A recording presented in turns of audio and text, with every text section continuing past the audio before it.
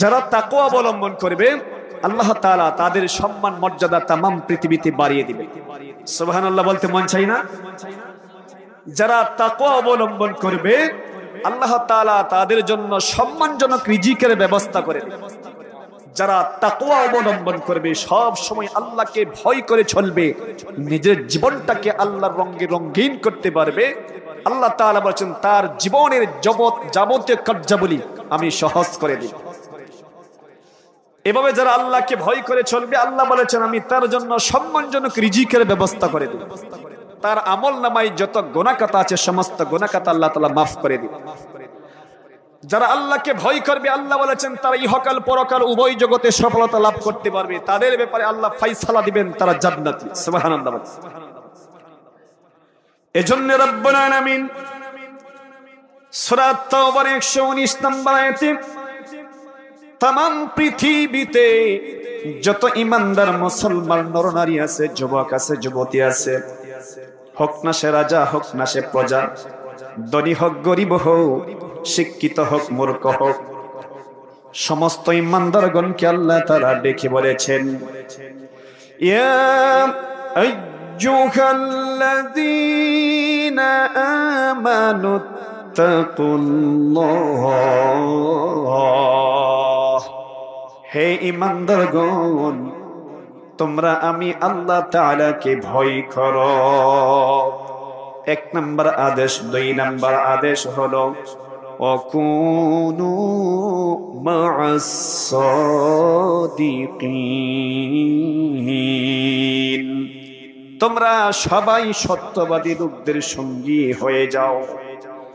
হাদিসের অর্থ হলো বিশ্বনবীজি বলেছেন কুন ফিদ দুনিয়া কাআন্নাকা গরীবুন আও আবিরু সাবিল, তুমি পৃথিবীতে যতদিন থাকবা এই মন মানসিকতা লালন করবা, পালন করবা, মনে করবা তুমি একজন পথিক ভিনদেশী মুসাফির।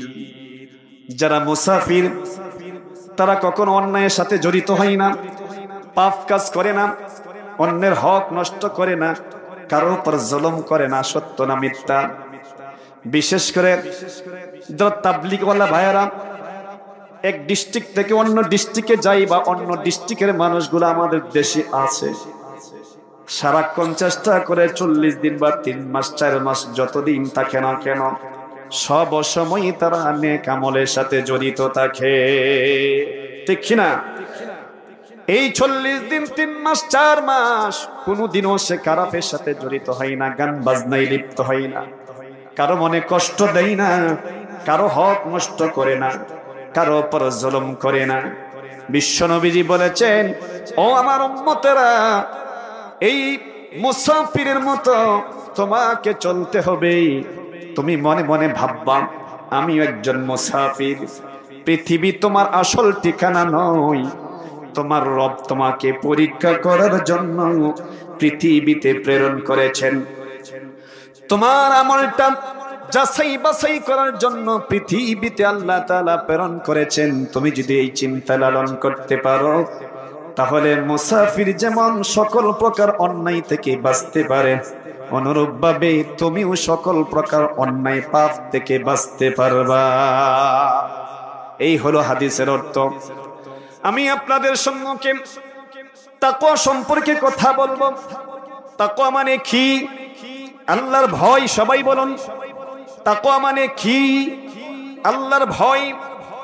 আল্লাহর ভয় যখন কোন বান্দার দিলের ভিতরে ঢুকে যাবে, ওই বান্দার দ্বারা কোনো অন্যায় হবে না, পাপ কাজ হবে না, তার ক্ষমতা থাকলে অন্যের উপর জুলুম করবে না, অন্যের হক নষ্ট করবে না, ছোট ভাই বড় ভাইকে আঘাত দিয়ে কথা বলবে না, সিটারি করবে না, বাটপারি করবে না, দান্দালি করবে না। সকল প্রকার পাপ থেকে বাঁচতে হলে দিলের ভিতরে কার ভয় ঢুকাইতে হবে? সবাই বলুন কার ভয় ঢুকাইতে হবে?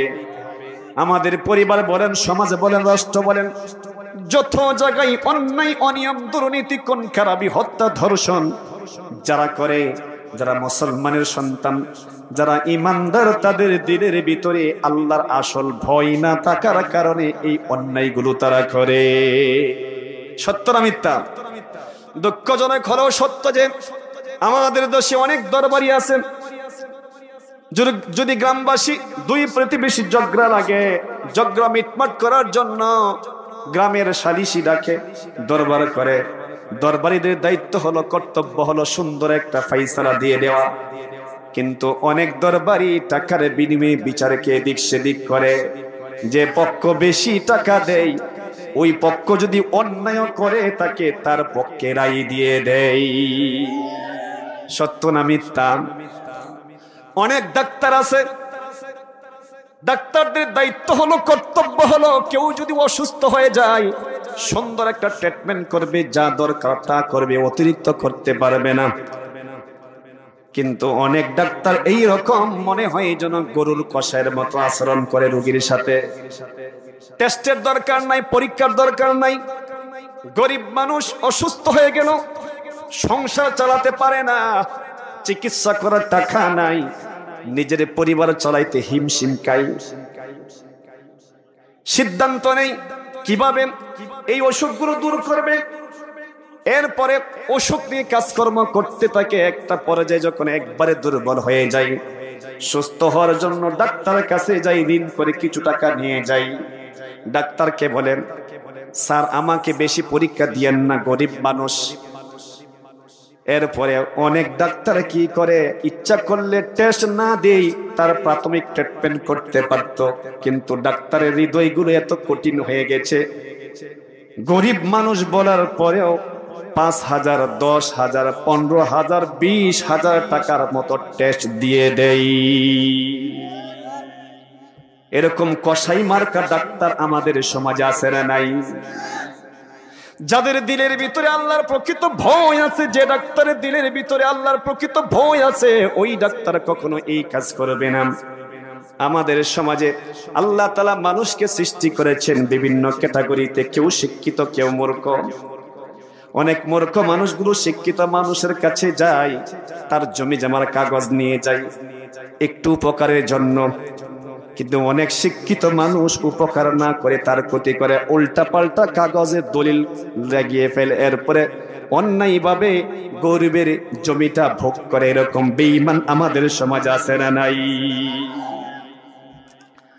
অনেক মানুষ ক্ষমতা আছে, উপরেও হাত নিচেও হাত, এমপির সাথে হাত, চেয়ারম্যানের সাথে হাত। প্রতিবেশী দুর্বল, গরিব অসহায়, তার উপর অযথা জ্বালা যন্ত্রণা করে। সীমানা টেলাইতে টেলাইতে এক হাত পর্যন্ত নিয়ে যাই। যদি কোনো সময় প্রতিবাদ করে, ভাই আমার সীমানাটা তো ওই জায়গায়, তখন হুমকি দমকি মারে বলে সাবধান, দ্বিতীয়বার যদি কোনো কথা বলবে চোখ একটাও রাখতাম না, দুইটাও ফিরে ফেলবো। সাবধান, কারো কাছে বলা যাবে না। এরকম শক্তিধারী প্রতিবেশী আমাদের সমাজে আছে না নাই? যাদের দিলের ভিতরে আল্লাহর প্রকৃত ভয় আছে তারা কখনো অন্যায় করবে না, প্রতিবেশীকে কষ্ট দিবে না, অন্যের হক নষ্ট করবে না, এতিমের মাল খাইবে না, ইসলামের বিরুদ্ধে যাবে না, আলেম উলামাদের বিরুদ্ধে যাবে না। আমাদের সমাজে যারা ইমানদার মুসলমান, মুসলমানের সন্তান যারা অন্যায় করে, অনিয়ম করে, দুর্নীতি করে, বুঝতে হবে তাদের দিলের ভিতরে আল্লাহর আসল ভয় নাই। অনেক সময় যখন নির্বাচন আসে, নির্বাচন আসতে যার ক্ষমতা আছে, বাড়ির পাশে ভোটার কেন্দ্র থাকার কারণে অমুক নেতার কর্মী, নেতা বলে কোনো সমস্যা নাই, তোমার অধীনে যত কর্মী আছে দরজা বন্ধ করে ভোট মারবা, যদি অসুবিধা হয় আমি দেখে নিব। ভোট মারার অধিকার একটা, মারে 100, 200, 300। এরকম বেঈমান আমাদের সমাজে আছে না নাই? যাদের দিলের ভিতরে আল্লাহর প্রকৃত ভয় থাকবে তারা কখনো এই কাজ করবে না। এজন্য রাব্বুল আলামিন এই পৃথিবীতে যত ইমানদার মুসলমান নরনারী আছে সবাইকে লক্ষ্য করে বলেছেন, ইয়া আইয়ুহাল্লাযীনা আমানুত্তাকুল্লাহ, হে ইমানদারগণ আমি আল্লাহ তাআলাকে ভয় করো। কোন ইমানদার যদি আল্লাহর কাছে জানতে চায় রব্বুল আলামিন কেমন ভয় করব, এই প্রশ্ন যদি করে, এজন্য আল্লাহ তাআলা 1450 বছর পূর্বে এই প্রশ্নের জবাব দিয়ে দিয়েছেন। সূরা আল ইমরান 102 নম্বর রব্বুল আলামিন বলেছেন, ইয়া আইয়ুহাল্লাযীনা আমানু তাকুল্লাহা হাক্কা তুকাতিহ, হে ঈমানদারগণ কেমন ভয় করবা জেনে নাও। আমি আল্লাহকে ভয় করার মতো ভয় করো। আমি আল্লাহকে আসল ভয় করো, নকল ভয় নয়। আল্লাহর এই কথা থেকে বোঝা যাচ্ছে ভয় হলো দুই প্রকার। ভয় কয় প্রকার?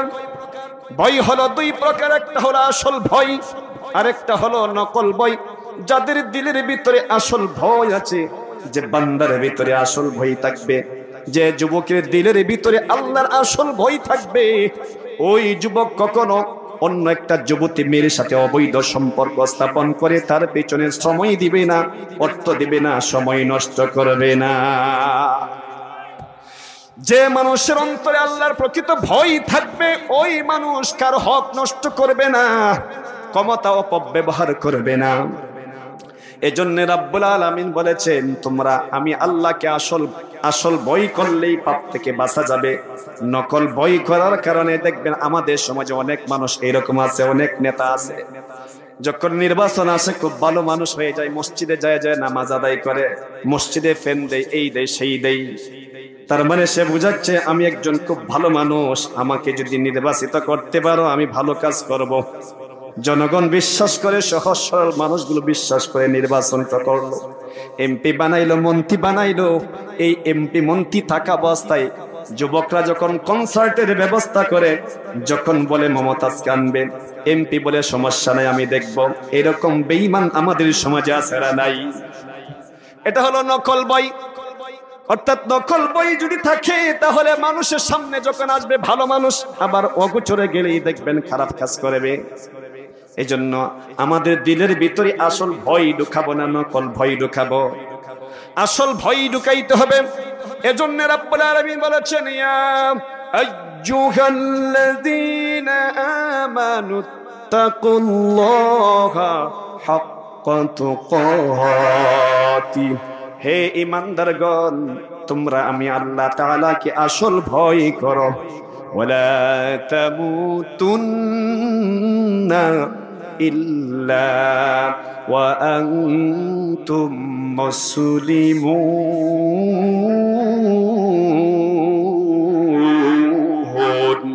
আল্লাহু আকবার বলেন। তোমরা প্রকৃত মুসলমান না হয়ে মরিও না। আল্লাহ ঈমানদারগণকে ডেকে বলেছেন, ইয়া আইয়ুহাল্লাযীনা আমানুত্তাকুল্লাহা হাক্কা তুকাতিহি, হে ঈমানদারগণ আমি আল্লাহকে আসল ভয় করো, ভয় করার মতো ভয় করো। এর পরপরই আল্লাহ বলেছেন, ওয়ালা তামুতুন্না ইল্লা ওয়া আনতুম মুসলিমুন, তোমরা প্রকৃত মুসলমান না হয়ে মৃত্যুবরণ করিও না। আল্লাহর এই কথা থেকে বোঝা যাচ্ছে যারা আল্লাহকে আসল ভয় করবে না, দিলের ভিতরে আল্লাহর আসল ভয় ঢুকাইতে পারবে না, তারা কখনো প্রকৃত মুসলমান হইতে পারবে না। আমরা তো মনে করি আমার দাদা মুসলমান, বাবা মুসলমান, জন্মসূত্রে মুসলমান, এই জন্য আমরা মুসলমান পরিচয় দেই। কিন্তু সম্পূর্ণ ভুল ধারণা। মুসলমানের ঘরে জন্ম নিলে মুসলমান প্রকৃত মুসলমান হওয়া যায় না। মুসলমানের মতো নাম রাখলেই প্রকৃত মুসলমান হওয়া যায় না। আমাদের সমাজে অনেক মুসলমানের সন্তান হইল ঈমান আলী, আছে না নাই? এই ঈমান আলী দেখবেন যখন আজান পড়ে নামাজে যায় না, ঈমান আছে না নাই? আমাদের মুসলমানের সন্তান চমৎকার নাম বলবে, দেখবে রহমতুল্লাহ, আজান পড়লো আল্লাহর রহমত, এই রহমতুল্লাহ আজানে যায়, নামাজ যখন আজান পড়ে নামাজে যায় না, এই রহমতুল্লাহ কি করে? সুদ খাই, ঘুষ খাই। আমাদের সমাজে অনেকের নাম হলো শুক্কুর আলী, আছে না নাই? এই শুক্কুর আলীও দেখবেন নামাজ পড়ে না, সুদি কারবারের সাথে সম্পৃক্ত। আল্লাহর এই কথা থেকে বোঝা যাচ্ছে, গোলাম রে তুই যদি মুসলমানের মতো নাম রাখোস প্রকৃত মুসলমান হতে পারবে না। মুসলমানের ঘরে জন্ম নিলেই তুই প্রকৃত মুসলমান হতে পারবে না। প্রকৃত মুসলমান হলেন তিনি যিনি জন্মের পর থেকে বালিগ হওয়ার পর থেকে মৃত্যুর আগ পর্যন্ত যাবতীয় কার্যাবলী, পারিবারিক কাজ, সামাজিক কাজ, রাজনৈতিক কাজ, অর্থনৈতিক কাজ, মানব জীবনের প্রয়োজন, একবারে রান্নাঘর থেকে শুরু করে সংসদ ভবন পর্যন্ত যত কার্যাবলী আছে সমস্ত কার্যাবলীতে আল্লাহর হুকুম অনুযায়ী করবে, রাসূলের তরিকা অনুযায়ী করবে। মুসলমান তো ঘোষণা দেবে, ইন্না সলাতি ওয়া নুসুকি ওয়া মাহইয়ায়া ওয়া মামাতি লিল্লাহি রাব্বিল আলামিন। প্রকৃত মুসলমান হলেন তিনি যিনি ঘোষণা দিবেন, আমার সকল প্রকার সালাত, সকল প্রকার কুরবানি, এমনকি আমার জীবন মরণ সব আল্লাহর জন্য সঁপে দিলাম, লিল্লাহি রাব্বিল আলামিন, যিনি তামাম পৃথিবীর মালিক, ওই রবের কাছে সারেন্ডার করলাম। যে ব্যক্তি, যে মুসলমানের সন্তান এইভাবে আল্লাহর কাছে নিজেকে সারেন্ডার করতে পারবে, তিনিই প্রকৃত মুসলমান হতে পারবেন। আমার আলোচনা বিষয় নাকি তাকওয়া? কথা বলুন, আমার আলোচনা বিষয় নাকি তাকওয়া? তাকওয়া মানে হলো আল্লাহর ভয়। কেমন ভয় করতে হবে? আল্লাহ বলেছেন আসল ভয়। এজন্য রাব্বুল আলামিন সূরাতুল হাশরের 18 নম্বর আয়াতে বলেছেন, ইয়া আইয়ুহাল্লাযীনা আমানু তাকুল্লাহা ওয়াল তানজুর নাফসুম মা قدمت لغد واتقوا الله إن الله خبير بما تعملون। হে ইমানদারগণ, আমি আল্লাহকে ভয় করো। প্রত্যেকটা মানুষের উচিত চিন্তা করা উচিত আগামী কালকের জন্য কি পাঠাচ্ছে। আগামীকাল বলতে কোন কাল? পরকাল। সবাই বলুন কোন কাল? পরকাল। পরকালে আপনি যদি বিপদে পড়েন, আপনার ভাই বিপদ থেকে উদ্ধার করার জন্য সাহায্য করবে। কথা কই না? পরকালে যদি কোনো পিতা বিপদে পড়ে, সন্তানগুলো পিতাকে বিপদ থেকে উদ্ধার করার জন্য আপ্রাণ চেষ্টা করবে। কথা কই না? করতে পারবে? করতে পারবে না। দুনিয়ার নিয়ম হলো, পিতা যদি বিপদে পড়ে, সন্তানগুলো পিতাকে বিপদ থেকে উদ্ধার করে। ভাই যদি বিপদে পড়ে, ভাই ভাইকে বিপদ থেকে উদ্ধার করে। প্রতিবেশী যদি বিপদে পড়ে, প্রতিবেশী তাকে বিপদ থেকে উদ্ধার করে। এটাই হলো দুনিয়ার নিয়ম। কিন্তু পরকালের নিয়ম হলো উল্টা, কেউ কাউকে সাহায্য করতে পারবে না। ঠিক না? এজন্য রাব্বুল আলামিন বলেছেন সূরাতুল বাকারার 48 নম্বর আয়াত, ওয়াত্তাকু ইয়াওমান লা তাজজি নাফসুন আন নাফসিন শাইআন ওয়ালা ইউকবালু মিনহা শাফাআ ওয়ালা ইউখাযু মিনহা আদলুন ওয়ালা হুম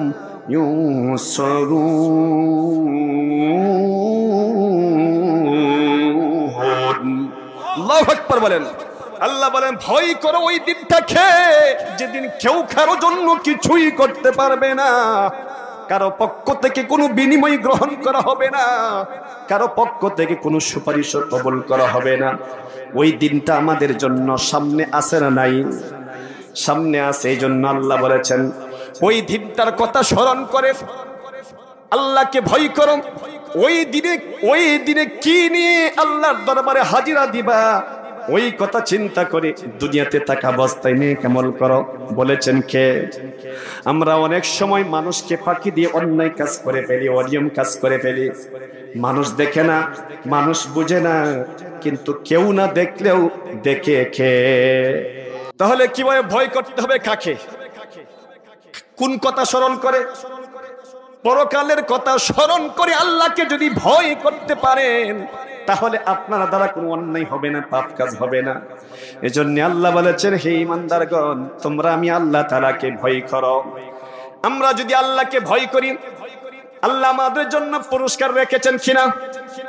এই তামাম পৃথিবীতে যত মানুষ আছেন ইচ্ছা করলে অন্যায় কাজ করতে পারত, অনিয়ম করতে পারত, দুর্নীতি করতে পারত, জুলুম করতে পারত, কিন্তু রবকে ভয় করে সকল প্রকার অন্যায় থেকে বিরত থাকলো।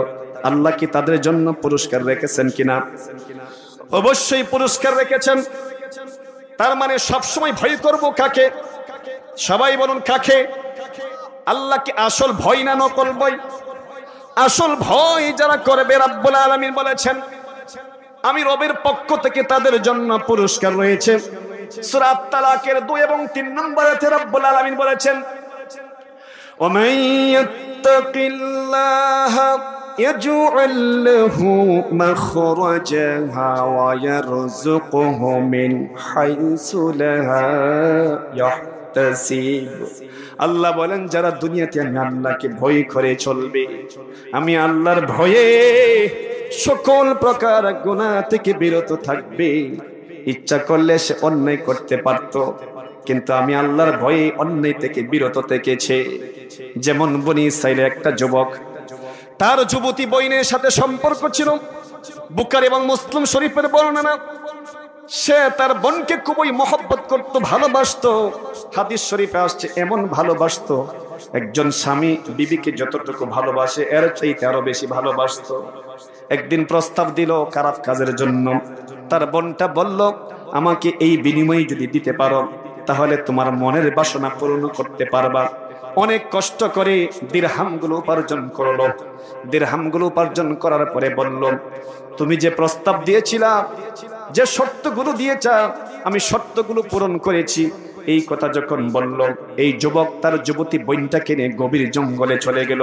একবারে খুব কাছাকাছি যখন বসলো, যুবতী বোনটা যুবক ভাইকে দেখে দেখে বলল ভয় করো ওই আল্লাহ তাআলা কি, যে আল্লাহ তাআলা তোমার যৌবন কাল দিয়েছে, যে আল্লাহ তাআলা তোমাকে সুন্দরভাবে সৃষ্টি করেছেন।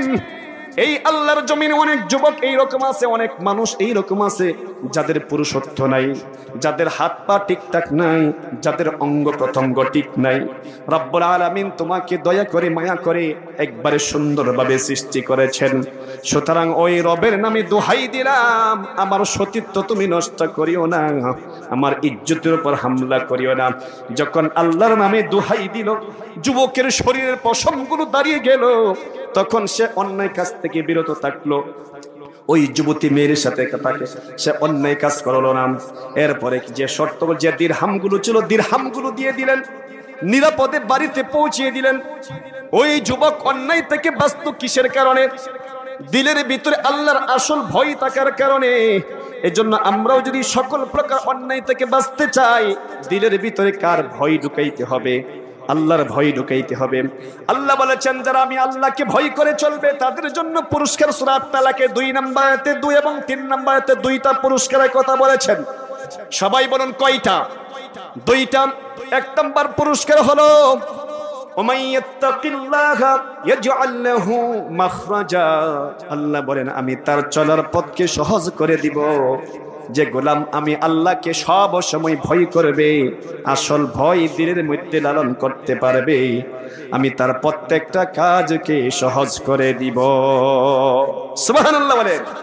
আমরা চাই প্রত্যেকটা কাজ সহজভাবে আঞ্জাম দেওয়ার জন্য, কিন্তু সহজভাবে করতে পারি না, হিমশিম খাই।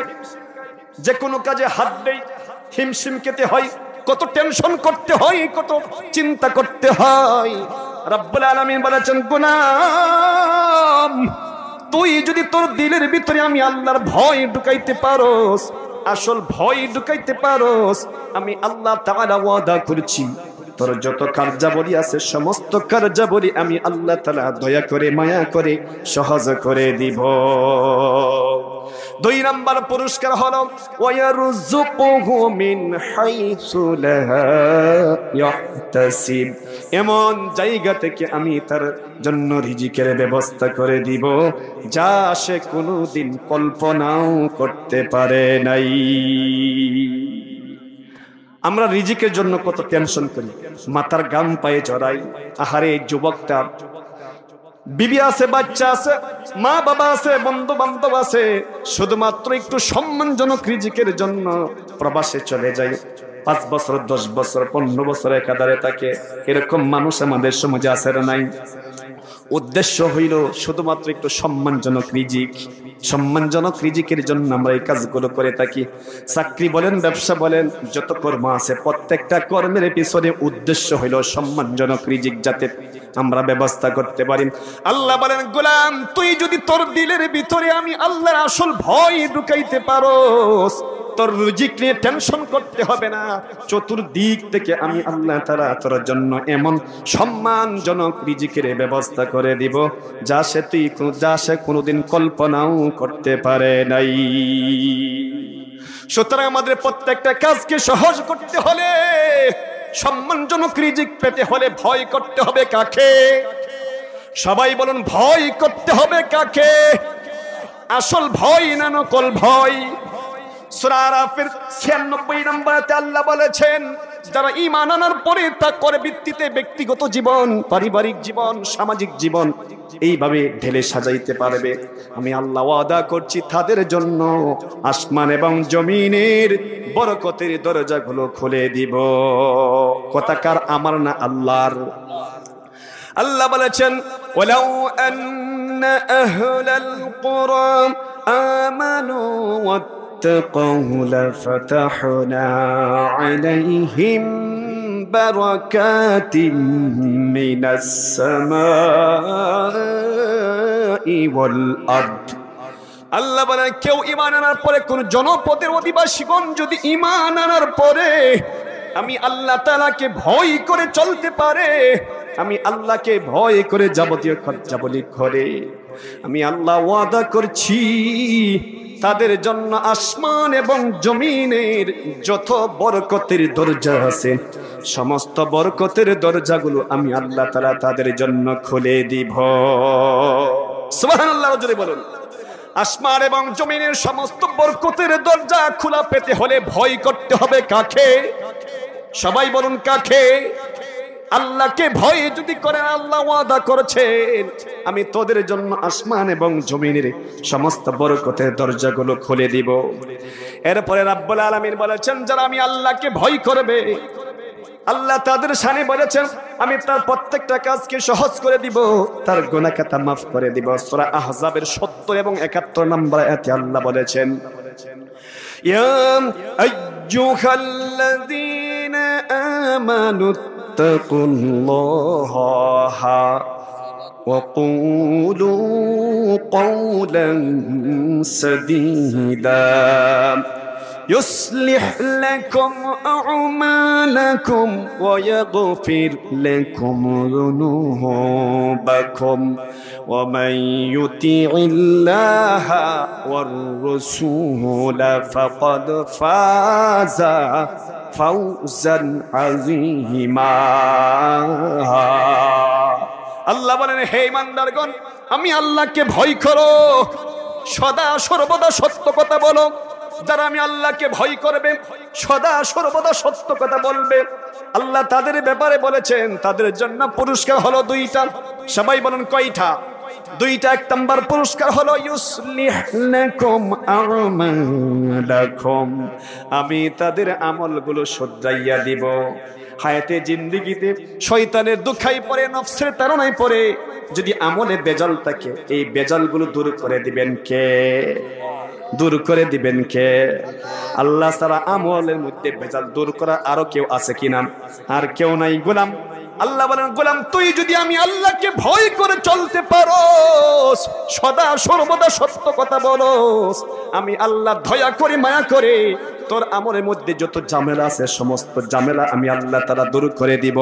2 নম্বর পুরস্কার হলো ওয়ায়াগফির লাকুম যুনুবাকুম, তোর আমল নামায় যত গুনাহ খাতা আছে সমস্ত গুনাহ খাতা আমি আল্লাহ তাআলা ধুয়ে মুছে এমন ভাবে পরিষ্কার করে দিব যেন সদ্য ভূমিষ্ঠ নবজাতক সন্তান। আল্লাহকে যদি ভয় করি গুনাহ মাফ করে দিবেন কে? শুধু কি তাই? রাব্বুল আলামিন বলেছেন, এই পৃথিবীতে যারা আমি আল্লাহকে ভয় করে চলবে, আমি তার সম্মান মর্যাদা তামাম পৃথিবীতে যত মানুষ আছে সবার ঊর্ধ্বে বাড়াইয়া দিব। কথা কার? আল্লাহ বলেছেন সূরা আল মাইদার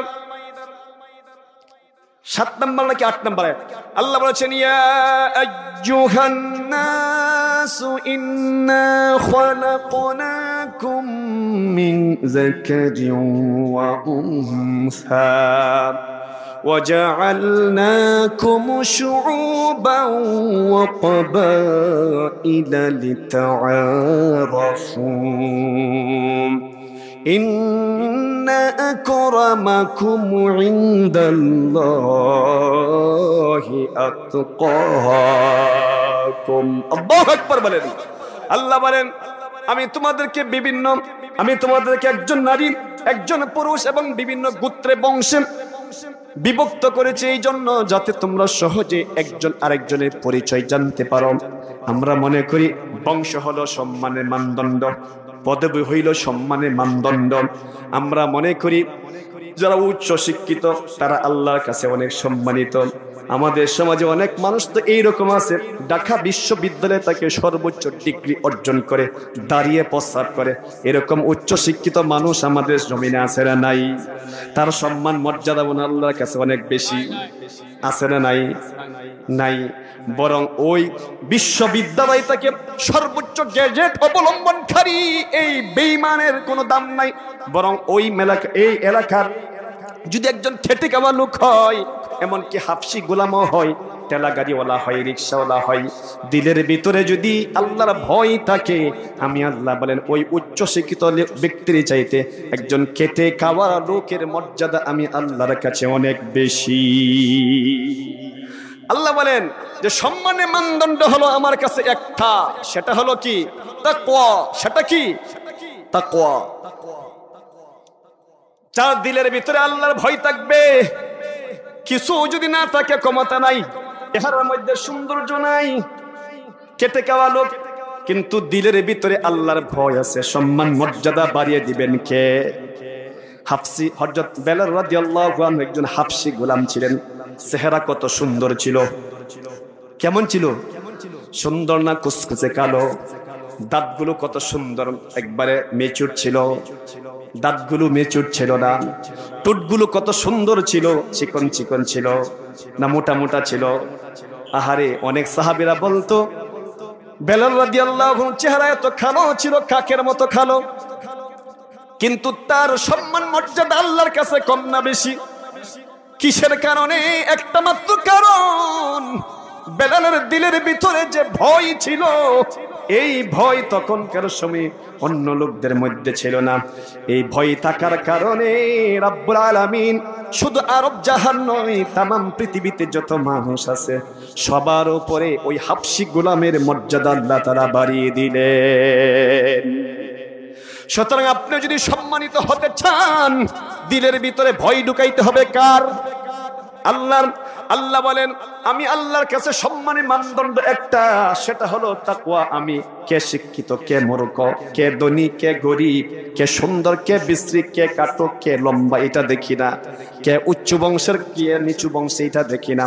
বরং আমি দেখি কার দিলের ভিতরে আমি আল্লাহর আসল ভয় বেশি। যার দিলের ভিতরে আমি আল্লাহর আসল ভয় বেশি, আমি আল্লাহর কাছে তার সম্মানও তত বেশি। সুতরাং সম্মানিত হতে হলে আপনি আমি যদি সম্মানিত হতে চান, সব সময় দিলের ভিতরে ভয় লালন করতে হবে কার? আল্লাহর ভয় যদি লালন করতে পারেন, তাহলে আপনি ভালো মানুষ হয়ে যাবেন, আপনি হবেন সফল মানুষ। আপনার সম্মানজনক রিজিকের ব্যবস্থা আল্লাহ করে দিবেন, আপনার প্রত্যেকটা কাজকে আল্লাহ তাআলা সহজ করে দিবেন। তবে শর্ত হলো আল্লাহকে আসল ভয় করতে হবে, নকল ভয় করা যাবে না। যারা নকল ভয় করে তারা হলো সিটার, ঠিক না? সিটার, বাটপার, দান্দাল। আমাদের সমাজে অনেক সিটার এরকম আছে না নাই? মানুষের সামনে আসলে ভালো, মানুষের অগোচরে সুযোগ পাইলেই খারাপ কাজে লিপ্ত হয়। আমাদের সমাজে অনেক মানুষের চরিত্র এইরকম, দিনে একরকম, রাত্রে আর এক রকম, আছে না নাই? বুঝতে হবে তাদের দিলের ভিতরে আল্লাহর আসল ভয় নাই। আসল ভয় যাদের দিলের ভিতরে থাকবে তারা কখনো এই কাজ করবে না। এই জন্য নবীজি দোয়া করতেন আল্লাহর কাছে, আল্লাহুম্মা ইন্নী আসআলুকাল হুদা ওয়াত তুকা ওয়াল আফাফা ওয়াল গিনা। আল্লাহ আমি তোমার কাছে হেদায়েত চাই, আমি তোমার কাছে তাকওয়াপূর্ণ জীবন চাই, আমি তোমার কাছে সচ্ছলতা চাই। দোয়া করতেন কে? নবীজি। দোয়া করতেন কে? নবীজি। সুতরাং আপনি যদি তাকওয়াপূর্ণ বান্দা হতে চান আল্লাহর কাছে সবসময় দোয়া করতে হবে। যেহেতু নবীজি দোয়া আমাদেরকে শিখিয়েছেন, আমাদের দিলের ভিতরে আল্লাহর আসল ভয় ঢুকানোর জন্য আল্লাহর কাছে দোয়া করতে হবে। আল্লাহ তুমি আমার দিলটার ভিতরে তোমার আসল ভয় ঢুকাইয়া দাও। যখন আপনার দিলের ভিতরে আমার দিলের ভিতরে আল্লাহর আসল ভয় ঢুকে যাবে, আপনার দ্বারা আমার দ্বারা কোনো অন্যায় কাজ হবে না। যারা আল্লাহকে ভয় করে তাদেরকে কি বলা হয়? মুত্তাকিন। তাদেরকে কি বলা হয়? যারা আল্লাহকে ভয় করে তাদেরকে কি বলা হয়? মুত্তাকিন। যারা মুত্তাকির নীতি অবলম্বন করবে, আল্লাহকে ভয় করে জীবনটা ঢেলে সাজাইতে পারবে, আল্লাহ তাআলা তাদেরকে ডেকে ডেকে বলেন। সূরা আল ইমরান 133 নম্বর আয়াত আল্লাহ বলেছেন, ওয়াসারিউ ইলা মাগফিরাতিম মির রাব্বিকুম ওয়া জান্নাত عرضها السماوات والأرض أعدت للمتقين। الله أكبر বলেন। আল্লাহ বলেন وسارعوا إلى مغفرة من ربكم وجنة।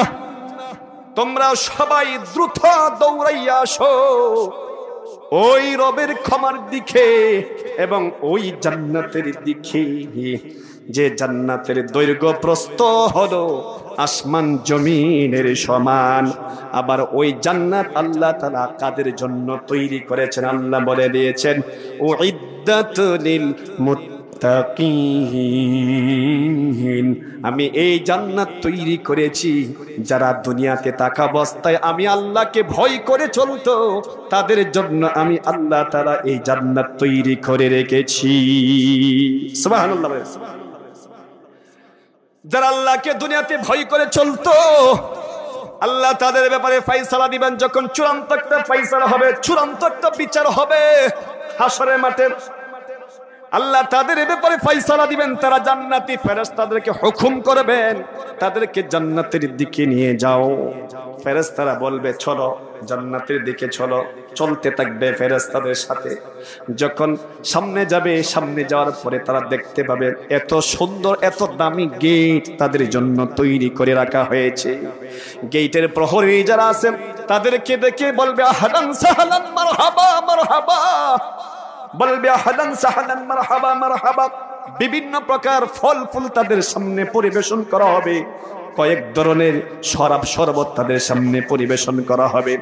শরবতগুলো যখন পান করবে দিলটা শীতল হয়ে যাবে, ঠান্ডা হয়ে যাবে। ফলগুলো যখন খাবে, এমন ফল যা পৃথিবীতে কোনোদিন তারা ভক্ষণ করে নাই। দিলটা যখন শান্ত হয়ে যাবে, শীতল হয়ে যাবে, বসে পড়বে, তারা মনে করবে এটাই মনে জান্নাত। ফেরেশতারা বলবেন না না, এটা জান্নাত নয়, উঠো উঠো, সামনে যাও, ঠেলায় ঠেলায় সামনে নেওয়া হবে। আবার এইরকম করবে, আবার এইরকম করবে, বারবার এইরকম করতে করতে যখন তারা জান্নাতের মূল গেইটে চলে যাবে, আল্লাহ তাদের ব্যাপারে বলেছেন ওয়াসিকাল্লাযীনা তাকাউ রাব্বাহুম ইলাল জান্নাতি যুমারা হাত্তা ইযা জাউহা ওয়া ফুতিহাত আবওয়াবুহা ওয়া ক্বালা লাহুম খাযানাতুহা সালাম সালামুন আলাইকুম তিবতুম ফাদখুলুহা খালিদিন। আল্লাহ বলেন যারা দুনিয়াতে আমি আল্লাহকে ভয় করে চলতো তাদের ব্যাপারে ফয়সালা দেব, তারা জান্নাতি ফেরেশতাদেরকে হুকুম করবেন জান্নাতের দিকে নিয়ে যাও। নেওয়া হবে, বারবার বসে পড়বে। যখন তারা জান্নাতের চূড়ান্ত গেইটে যাবে তখন তারা দেখতে পাবে তাদের সম্মানার্থে জান্নাতের গেটগুলো আগে থেকেই খুলে রাখা হয়েছে। সুবহানাল্লাহ বলে। তখন ফেরেশতারা বলবে সালামুন আলাইকুম তিবতুম, তোমাদের উপর শান্তি বর্ষিত হোক, ফাদখুলুহা খালিদিন, ঢোকো এই জান্নাতে জন্মের জন্য ঢোকো, এই জান্নাত থেকে কখনো আর অন্য কোথাও যেতে হবে না।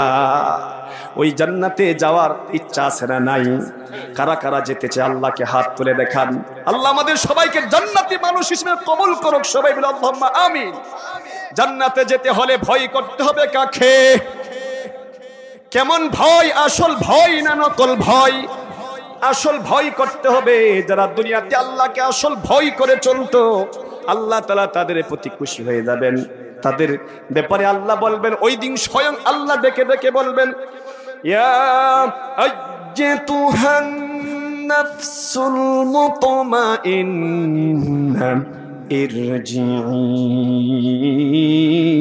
ইলা রাব্বিকি রাদিয়াতাম মারদিয়া ফাদখুলি ফি ইবাদি ওয়াদখুলি জান্নাতি।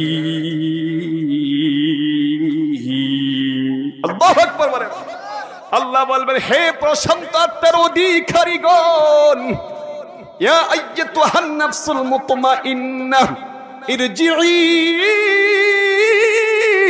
ইলা রাব্বিকি রাদিয়াতাম মারদিয়া, তোমরা সবাই তোমার রবের দিকে সন্তুষ্ট চিত্রে ফিরে আসো। ফাদখুলি ফি ইবাদি, ওই দেখো আমার আনুগত্যশীল বান্দাগণ, নবীগণ, সিদ্দিকগণ, শহীদগণ, সালেহিনগণ, তাদের দলে তুমি দাখিল হয়ে যাও, শামিল হয়ে যাও। আল্লাহু আকবার বলেন। ওয়াদখুলি জান্নাতি, আমার তৈরি জান্নাত নিয়ামতে ভরপুর, ওই জান্নাতে প্রবেশ করো। ওই জান্নাত থেকে আর কখনো অন্যত্র যেতে হবে না। শর্ত হলো ভয় করতে হবে কাকে? আল্লাহকে। আল্লাহকে যদি ভয় করতে পারি, আল্লাহ আপনার প্রতি খুশি হয়ে যাবেন, আমার প্রতি খুশি হয়ে যাবেন। বিনিময়ে আল্লাহ তাআলা পুরস্কার দিবেন, নিয়ামতে ভরপুর জান্নাত। তবে শর্ত হলো সবসময় আল্লাহকে ভয় করতে হবে। তাহলে সূরা আত-তাওবার 119 নম্বর আয়াতে আল্লাহ কয়টা হুকুম করেছেন মনে আছে তো? কয়টা বলেছিলাম? কয়টা হুকুম? দুইটা হুকুম। এর মধ্যে একটা হুকুম হলো আল্লাহকে ভয় করতে হবে। যারা আল্লাহকে ভয় করবে তাদের জন্য রবের পক্ষ থেকে কি কি পুরস্কার আছে বললাম। এরপরে যেহেতু সময় আছে, আরেকটা বিষয় হলো আল্লাহ বলেছেন ওয়া কুনু মা'আস সাদিকিন, তোমরা সবাই সত্যবাদী লোকদের সঙ্গী হয়ে যাও। কথা কার? কই না, কথা কই না, কথা কার? তোমরা সবাই সত্যবাদী লোকদের সঙ্গী হয়ে যাও। দুনিয়াতে চলতে হলে একা একা চলা সম্ভব না, কথা কই না। চলতে হলে, দুনিয়াতে চলতে হলে একা একা চলা সম্ভব। বন্ধু নির্বাচন করতে হয় না? বন্ধু লাগে, প্রতিবেশী লাগে, আত্মীয় স্বজন লাগে। আল্লাহ বলেন, কেমন বন্ধু তুই নির্বাচন করবে জেনে নে। সেটার বাটপার, দান্দাল, জালেম, বেঈমান, সত্তর গোষ্ঠীর জিনা করিয়া বাবাকুর, এদেরকে কখনো বন্ধু বানানো যাবে? কথা কার? আমার না আল্লাহর? আল্লাহ বলেন, খবরদার, সমাজে যারা ফিতনা ফাসাদ সৃষ্টি করে, যারা নিজে বিশৃঙ্খলা তৈরি করে, যারা হিন্দুদের বাড়িতে গাড়িতে হামলা করে, আলেমদের ঘাড়ে এই দোষ চাপায় দেয়, এরকম দুশ্চরিত্রের অধিকারী নেতাদেরকে কখনো বন্ধু বানাইতে পারবা না। কথা কার? এরকম নেতা আমাদের সমাজে আছে না? এরা বাংসুর করে, দোষ দেয় আলেম ওলামাদের উপর। সুনামগঞ্জে হিন্দুদের বাড়িতে কার বাড়িতে হামলা করছে, মামলা দিছে মামুনুল হকের বিরুদ্ধে, আবার উনি জেলে। এরকম ঘটনা ঘটছিল কিনা বাংলাদেশে? কত বড় বেঈমান, কত বড় নাফরমান! আল্লাহ বলেন, খবরদার, এইরকম চরিত্রের অধিকারী নেতা হোক, কর্মী হোক, এমনকি তোর বাবাও যদি হয়, এদেরকে বন্ধুরূপে গ্রহণ করতে পারবে? একটা কথা আছে না আরবিতে মুরব্বীরা বলে থাকে, ভালোর সাথে চললে কাই বাডার ফান, খারাপের সাথে চললে কাটে দুই কান। ঘটনা সত্য না মিথ্যা?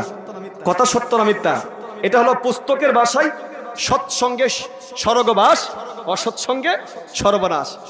আমরা তো এই কথা সবাই জানি, মানে অনেক অসংখ্যবার অগণিত অনেকবার আলেম ওলামাদের কাছ থেকে শুনেছি, দুনিয়াতে যার সাথে যার সম্পর্ক থাকবে হাসরের মাঠে হবে তার সাথে ওঠা বসা। যদি সুরের সাথে সম্পর্ক থাকে হাসর হবে কার সাথে? যদি বাটপারের সাথে সম্পর্ক রাখেন হাসর হবে কার সাথে?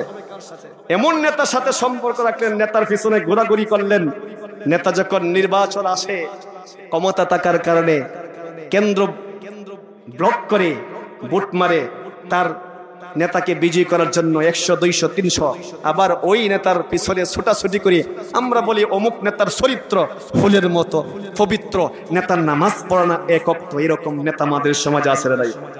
আল্লাহ বলেন খবরদার, এরকম নেতাকে বন্ধু বানাইতে পারে না, ওই রকম নেতাকে কখনো নেতা মানা যাবে না। নেতা মানতে হবে নবীর ওয়ারিস যারা, তোমার জন্য নেতা হলো নবীর ওয়ারিস আলেমরা, আলেমরা হলো তোমার জন্য নেতা।